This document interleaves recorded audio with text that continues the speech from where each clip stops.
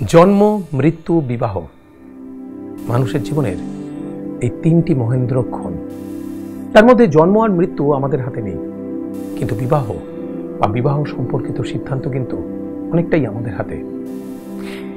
বিবাহ অনেক সময় দেখাশুনো করে হয়, অথবা দুটি মানুষের ভালোবাসার পরিণতি পায় এই বিবাহের মাধ্যমে।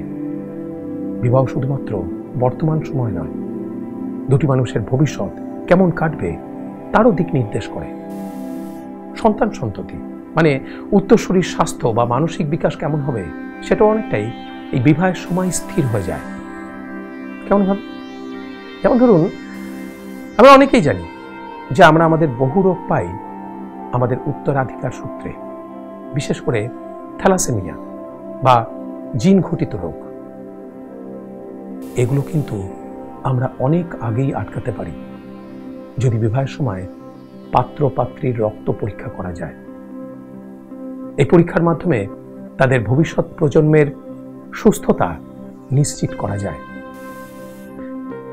যদি ধরা যায় যে পাত্রপাত্রী উভয় কিংবা তাদের মধ্যে কোনো একজন এইসব রোগের ধারক বা বাহক, তাহলেও তারা বিবাহ করতে পারেন, কিন্তু সেক্ষেত্রে তাদের ভবিষ্যৎ প্রজন্মকে আনার ব্যাপারে তারা সাবধান হয়ে যাবেন।